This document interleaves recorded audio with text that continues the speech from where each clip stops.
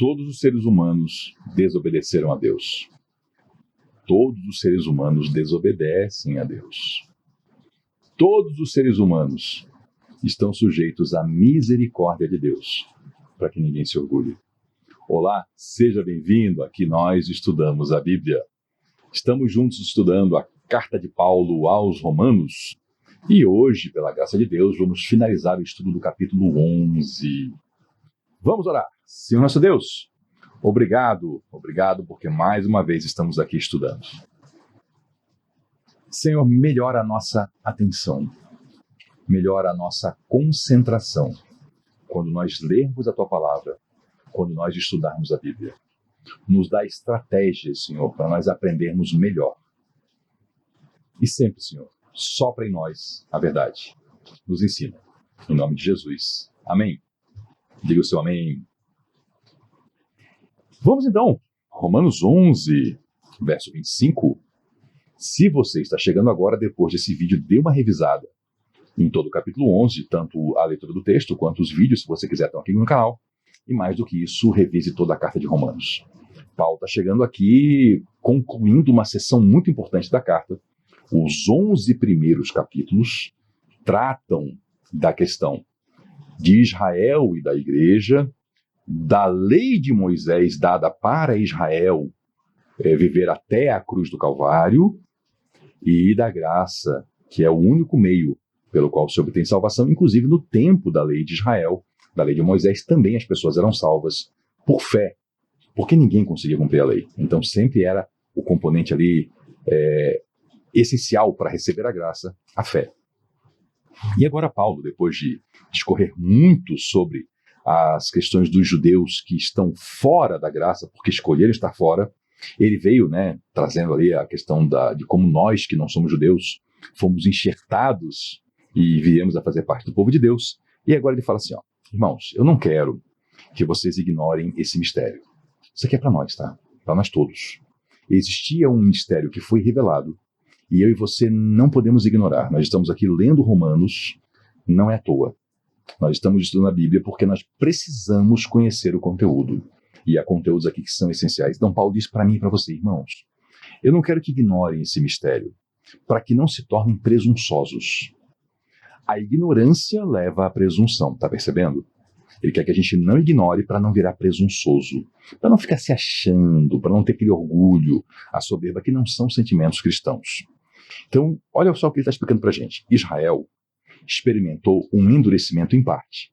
Claro que foi em parte, porque os apóstolos eram judeus. Paulo, judeu. E ao longo da história nós tivemos judeus caminhando com Cristo. Eu não estou falando daqueles que foram obrigados a escolher entre a cruz e a espada. Não, estou falando de judeus que realmente entenderam que Jesus Cristo é o Senhor, como hoje os judeus messiânicos, mais de 2 milhões, que seguem a Jesus. Então, foi um endurecimento em parte. Até que chegue a plenitude dos gentios. Paulo nos falou, ainda há pouco, voltando um pouquinho aqui, eu vou voltar à página da minha Bíblia, onde ele falou a plenitude dos judeus.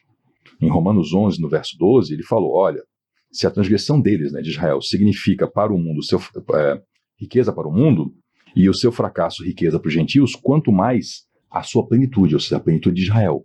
Ele fala que haverá uma plenitude de Israel.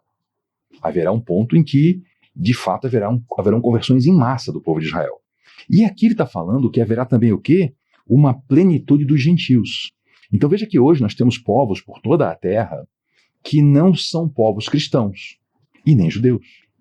Nós temos povos muçulmanos, nós temos povos que seguem o shintoísmo, nós temos povos que acham que o seu líder nacional é um deus, como na Coreia do Norte, que isso é oficial do país, Nós temos povos que não seguem a Deus nenhum, isso hoje é a grande frieza da Europa, Nós temos povos que seguem deuses locais, que acham que são espíritos das árvores, da floresta, tem de tudo. Mas haverá o quê? Uma plenitude, um ponto da história em que vai haver, vamos dizer assim, a máxima conversão. Paulo fala sobre isso aqui. E assim, todo Israel será salvo. A expressão todo Israel, veja que ele não está dizendo individualmente cada cidadão de Israel. Ele está falando todo Israel. no sentido de a nação como um todo. Da mesma forma como nós vimos no deserto, Moisés conduzindo o povo do Egito até a Terra Prometida, e nós sabemos, então, todo o povo entrou na Terra Prometida. Isso quer dizer todos os indivíduos? Não. Teve indivíduos que morreram no deserto.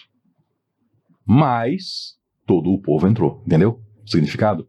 Ou seja, existe aqui um movimento de totalidade, mas a escolha individual não está excluída. Então, quando ele fala todo Israel será salvo, sim, Israel como um país, como uma nação, como uma etnia, mas ainda assim a escolha será individual e será possível que pessoas escolham não ser salvas. Como está escrito? Ele vai citar novamente profecias antigas, cita muito Isaías, ele cita muito Salmos também, mas aqui ele fala assim, virá de Sião o Redentor. Sião é o nome de uma colina, de um monte sobre o qual a cidade de Jerusalém está construída. Sempre que você vê falar de Sião, se usa como sinônimo de Jerusalém, porque Jerusalém ocupa todo o Monte Sião, né? Então é isso aqui, tá? Sião é a ideia de Jerusalém. Então de Sião virá o Redentor, que desviará de Jacó a impiedade. Jacó é Israel. Jacó foi o nome que foi dado quando nasceu aquele garotinho, e depois, mais velho, Deus mudou o nome dele para Israel. Então sempre que se fala de Jacó, está falando também de Israel. Virá de Sião o Redentor, que vai desviar de Jacó a impiedade. Então esse caminho da impiedade vai ser tirado de Jacó.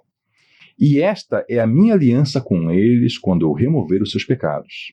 Então Deus fez aliança com eles e haverá ainda uma remoção de pecados. Como é que se remove pecados? Com a cruz.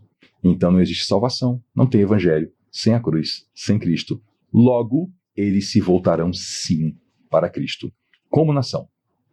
Quanto ao evangelho, eles são inimigos por causa de vocês. Olha que interessante esse conteúdo. Já vimos isso aqui um pouco com Paulo aqui em Romanos, né? E ele falou que os judeus eles resolveram se tornar inimigos da igreja. E assim o evangelho foi rapidamente expandido para dentro do mundo gentílico, para dentro daqueles que não eram judeus, não eram de nação judaica, como é o nosso caso.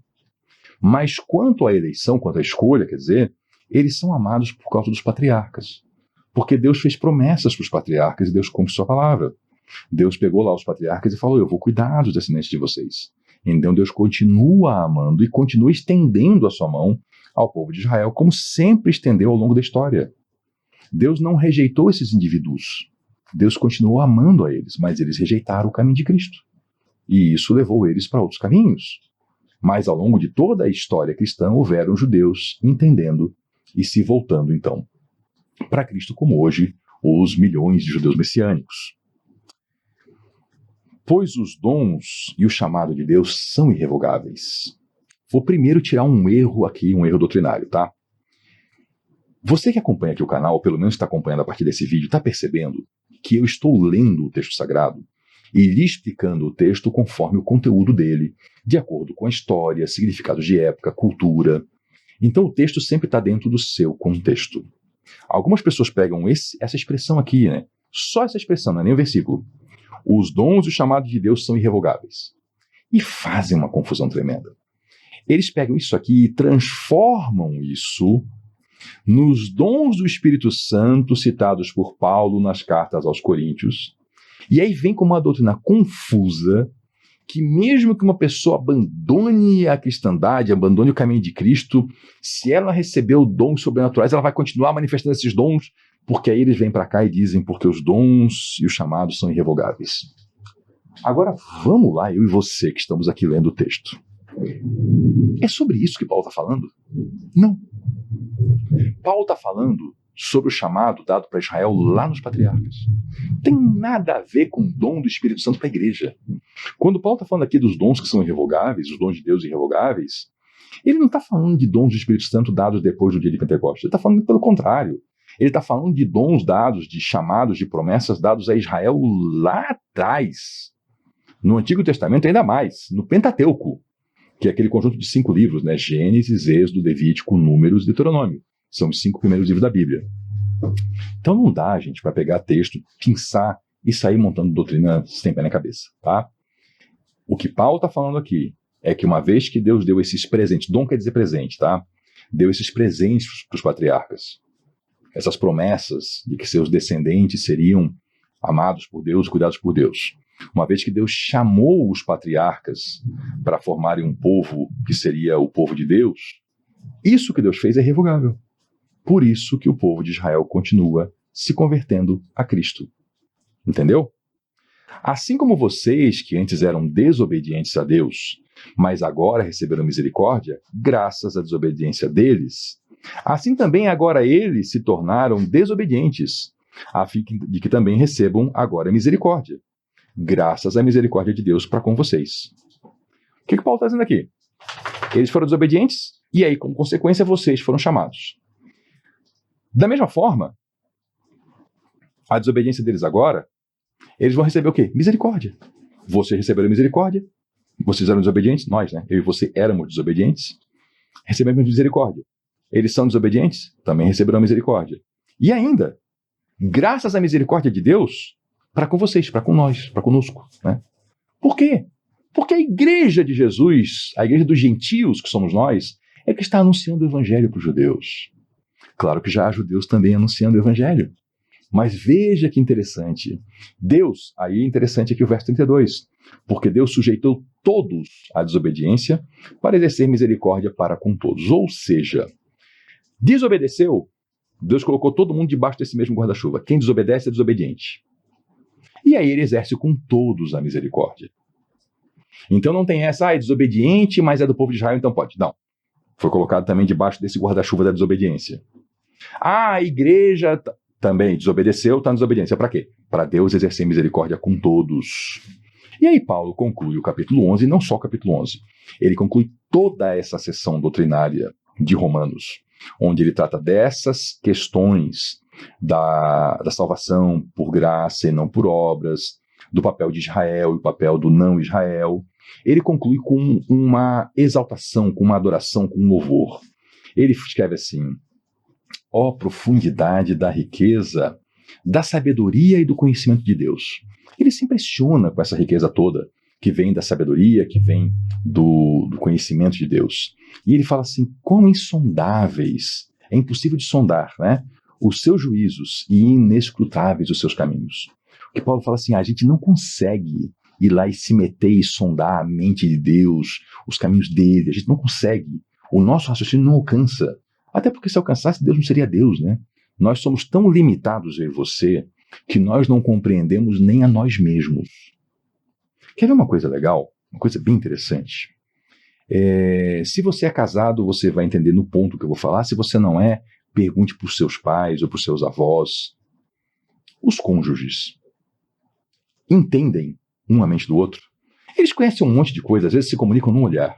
Mas entender, sempre vai ter, no fundo, aquele vai dizer assim, rapaz, eu não entendo não. E a moça fala para as amigas assim, eu amo, mas eu não entendo algumas coisas. Quanto mais a gente tentar sondar os juízos de Deus, aí não seria Deus, né?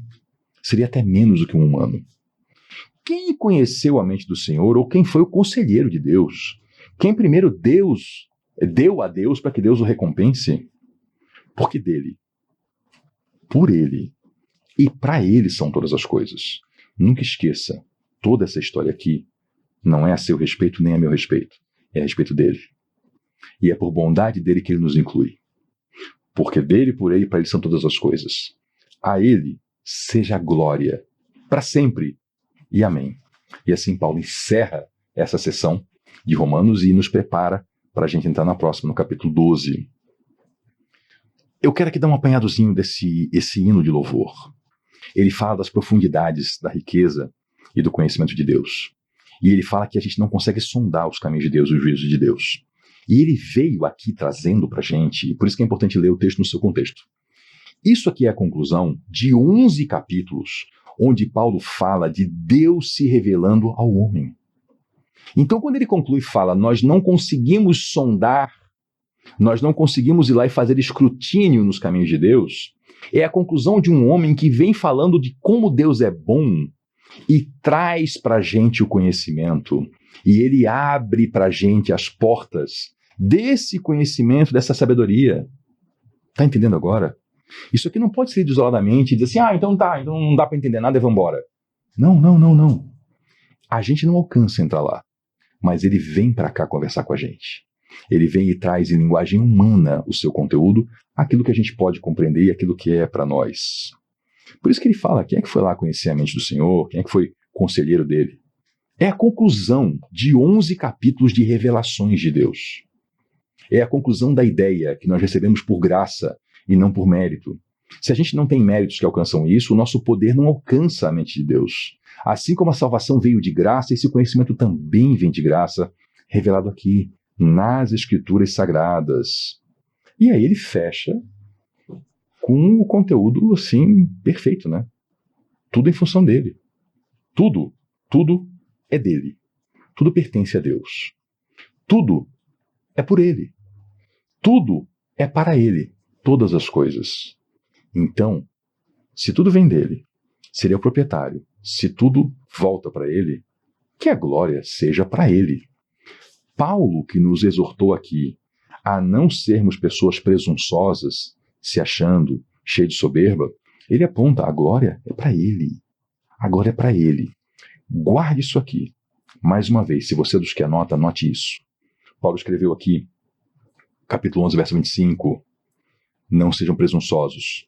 No verso 36, a ele a glória. E agora ele vai entrar no que nós chamamos de capítulo 12, que isso é uma divisão nossa, né? Paulo não escrevia 12, não. Isso foi acrescentado muito depois para o nosso entendimento. Ele vai entrar agora num conteúdo que ele vai conectar tudo que ele trouxe no capítulo 11 com práticas de vida. Ele começa o capítulo 12 dizendo, portanto, você entendeu tudo isso? Não seja presunçoso, Israel, as promessas, a igreja, tudo para ele agora. Então, portanto, e aí ele vai avançar para o capítulo 12. E é claro que eu vou retomar isso, para não deixar você aí flutuando, sem conhecimento, quando a gente se encontrar de novo, para avançar no estudo dessa carta e para entrar, então, na segunda grande sessão de Romanos, que começa no capítulo 12. Muito obrigado pela sua companhia. Eu lhe peço que, se esse vídeo aqui foi importante para você, você compartilhe ele com alguém para que essa pessoa também receba esse conteúdo.